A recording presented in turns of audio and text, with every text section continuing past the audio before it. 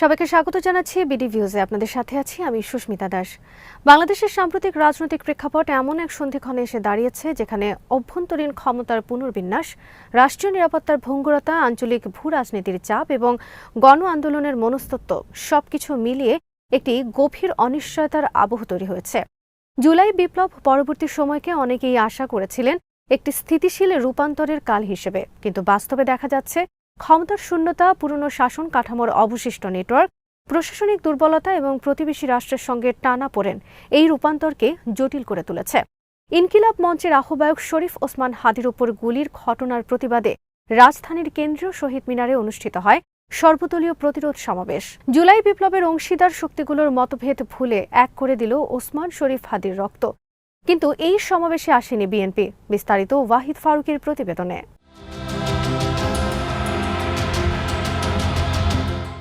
15 December সোমবার বিকেলে শুরু হওয়া এই সমাবেশে বিভিন্ন রাজনৈতিক দল, সামাজিক ও সাংস্কৃতিক সংগঠনের নেতাকর্মীরা অংশ নিয়েছেন। আমার বাংলাদেশ পার্টি এবি পার্টির সাধারণ সম্পাদক ব্যারিস্টার আসাদুজ্জামান ফুয়াদ বলেছেন, 1971 সালের মুক্তিযুদ্ধ পরবর্তী সময় থেকেই বাংলাদেশকে দুর্বল করার একটি ধারাবাহিক প্রক্রিয়া চলমান রয়েছে। ব্যারিস্টার ফুয়াদ অভিযোগ করে বলেন, রাষ্ট্রের প্রশাসন ও নিরাপত্তা কাঠামোর ভেতরে ঘাপটি মেরে থাকা একটি গোষ্ঠী দেশের স্বাধীনতা ও গণ অভ্যুত্থানের চেতনা নষ্ট করতে সক্রিয়। তিনি জুলাই অভ্যুত্থানের পক্ষের শক্তিগুলোকে বিভক্ত না হয়ে ঐক্যবদ্ধ থাকার আহ্বান জানিয়ে বলেন, বিভক্তি তৈরি হলে গোটা জাতি সংকটে পড়বে। শত্রুর বয়ান ও ষড়যন্ত্র মোকাবেলার মধ্য দিয়েই জুলাইয়ের অর্জন ধরে রাখা সম্ভব বলেও মন্তব্য করেন তিনি।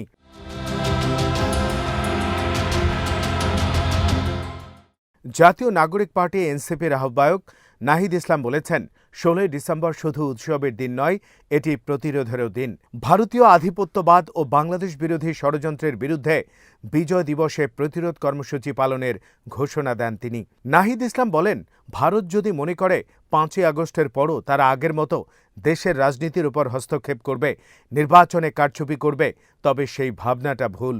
তিনি উল্লেখ করেন, বিজয় প্রাক্কালে বাংলাদেশের 54 বছরের ইতিহাস আমাদের পর্যালোচনা করতে হয়। 16 ডিসেম্বর আমরা যেমন বিজয় পেয়েছি, একই সঙ্গে আমাদের প্রতিরোধের যাত্রাও শুরু হয়েছিল। সেই প্রতিরোধ ছিল ভারতীয় আগ্রাসনের বিরুদ্ধে। সেই প্রতিরোধের যাত্রা আমাদের আজও অব্যাহত রাখতে হচ্ছে। বিজয় দিবসের দিনে সারা দেশের রাস্তায় রাস্তায় প্রতিরোধের যাত্রা শুরু করার ঘোষণা দেন তিনি।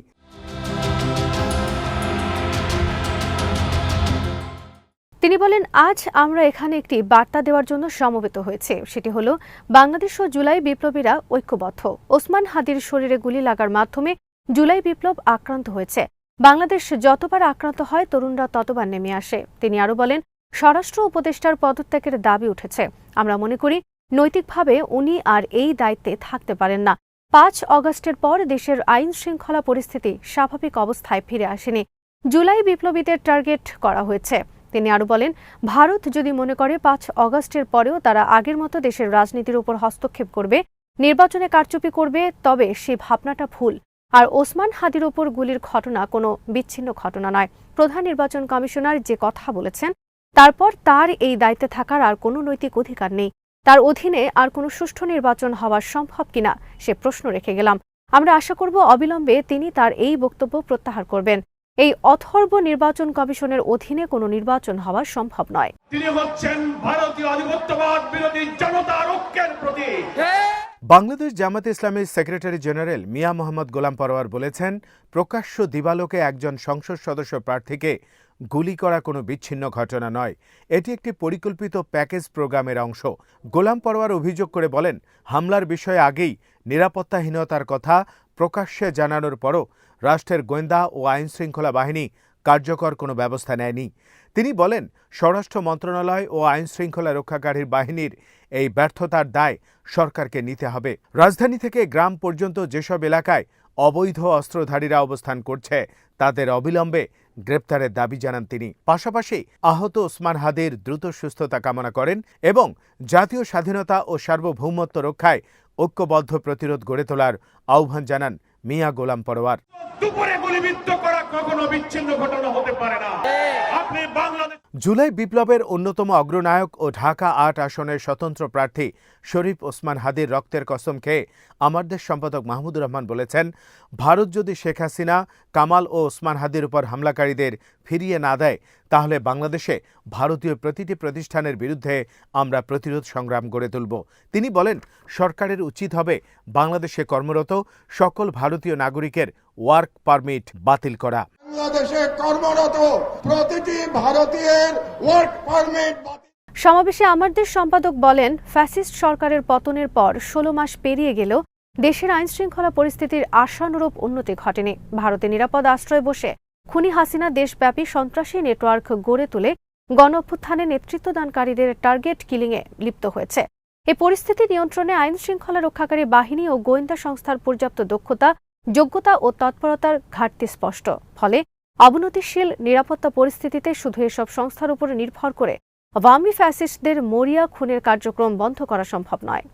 কসম দিয়ে বলছি, বাংলাদেশের প্রতিটি ভারতীয় প্রতিষ্ঠান। মাহমুদুর রহমান বলেন, বাংলাদেশের সার্বভৌমত্বের উপর ক্রমবর্ধমান এই হুমকি রুখতে হলে দেশবাসীকে ঐক্যবদ্ধ করে সর্বস্তরে জননিরাপত্তার নিজস্ব সংস্থা গড়ে তুলতে হবে। এই লক্ষ্যে আগামীকাল থেকে দেশের সবগুলো ওয়ার্ডে আইন শৃঙ্খলা রক্ষার গণকমিটি গড়ে তোলার আহ্বান জানান আমার দেশ সম্পাদক। এসব কমিটির কাজ হবে সমস্ত রাজনৈতিক দল মিলে একসাথে কমিটি গঠন করুন, ফ্যাসিস্ট রাজনীতির নেতাকর্মী ও তাদের সমর্থক এবং অনুচরদের কার্যক্রম পর্যবেক্ষণ করা এবং এদের মধ্যে যাদের ঝুঁকিপূর্ণ বলে মনে হবে এদের ধরে আইন শৃঙ্খলা রক্ষাকারী বাহিনীর হাতে সোপর্দ করা। এক্ষেত্রে আইন নিজের হাতে তুলে নেবেন না এবং সন্দেহভাজন ব্যক্তির উপর সব ধরনের শারীরিক নির্যাতন থেকে বিরত থাকবেন। চিহ্নিত করে তাদেরকে আইনের হাতে সোপর্দ করা, এই দায়িত্ব জনগণ। স্থানীয় প্রশাসনের উপর কঠোর নজরদারি বজায় রাখতে হবে, কারণ তাদের মধ্যে অনেকেই পতিত সরকারের সহযোগী ও অনুচর হিসেবে গোপনে এখনও সক্রিয় রয়েছে। তারা যেন কোনোভাবেই এসব সন্দেহভাজন অপরাধীকে ছেড়ে দিতে না পারে, সে বিষয়টি নিশ্চিত করতে হবে। জনগণকেই নিতে হবে, এই কটি কথাই আমি আজকে বলতে চাই। স্থানীয় আদালতগুলোর আইনজীবীদের প্রতি অনুরোধ জানাতে হবে যাতে তারা বড় অঙ্কের টাকার বিনিময়ে এসব অপরাধীর জামিনের ব্যবস্থা করা বা তাদের বিরুদ্ধে করা মামলা দুর্বল করার মতো কোনো অসৎ কার্যকলাপে জড়িয়ে না পড়েন। একই সঙ্গে স্থানীয় আদালতের সার্বিক কার্যক্রমের উপরও কঠোর নজরদারি নিশ্চিত করতে হবে। 25শে ডিসেম্বরের মধ্যে আপনারা হস্তান্তর করুন, প্রত্যর্পণ করুন। আমার দেশ সম্পাদক মাহমুদুর রহমান আরও বলেন, বাংলাদেশের আদালতে প্রমাণিত সবচেয়ে বড় অপরাধী, মহাসন্ত্রাসী ও দুর্ধর্ষ খুনি শেখ হাসিনাকে ভারত যেভাবে আশ্রয় দিয়ে রেখেছে তা এই মুহূর্তে বাংলাদেশের নিরাপত্তার জন্য সবচেয়ে বড় হুমকি হিসেবে বিবেচিত হচ্ছে। তাকে ফিরিয়ে এনে বিচার ও শাস্তির মুখোমুখি করা না গেলে রাষ্ট্রের সার্বভৌমত্ব সুরক্ষিত রাখা সম্ভব হবে না।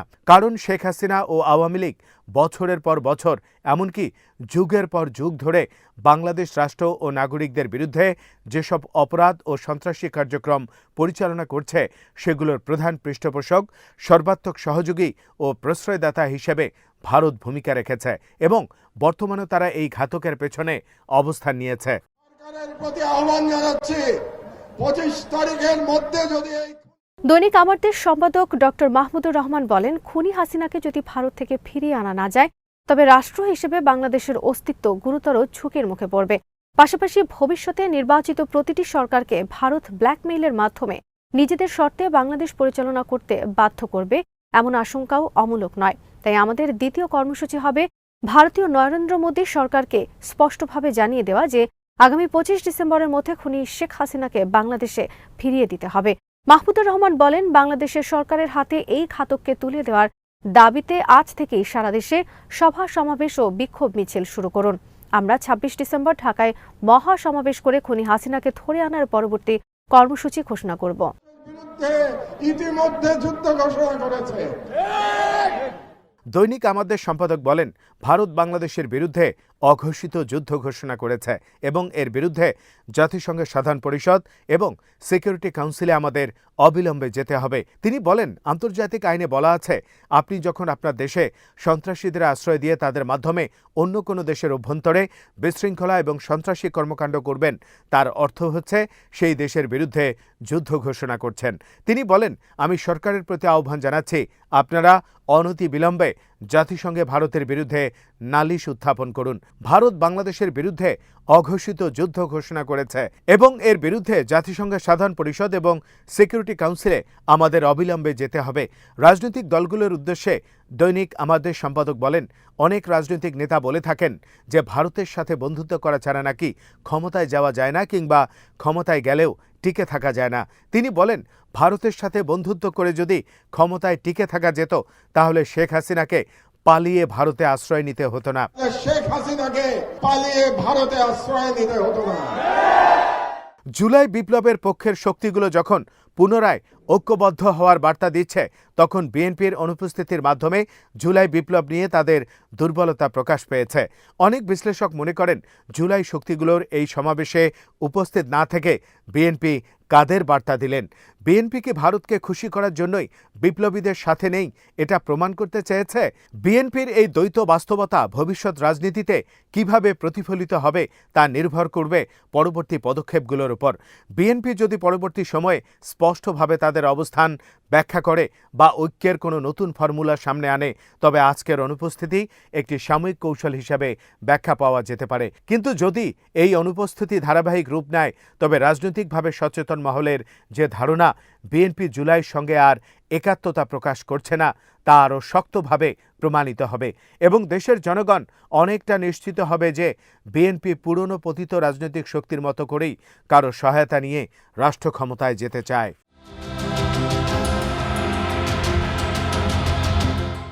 সবশেষে ওসমান হাদির এই প্রতিবাদ সমাবেশ জুলাইয়ের বিভিন্ন শক্তিকে ছোটখাটো মতভেদ ভুলে আবারও ঐক্যবদ্ধ করেছে। তবে দেখার বিষয় আগামীর নতুন সংগ্রামে বিএনপির অবস্থান কি হয় সেটা দেখার জন্য কিছুটা সময় অপেক্ষা করতে হবে। আজ এখানেই শেষ করছি। সবাই ভালো থাকুন, সুস্থ থাকুন আর দেখতে থাকুন বিডি ভিউজ। চ্যানেলটি ভালো লাগলে সাবস্ক্রাইব করুন। সংযুক্ত থাকুন আমাদের ফেসবুক পেজে।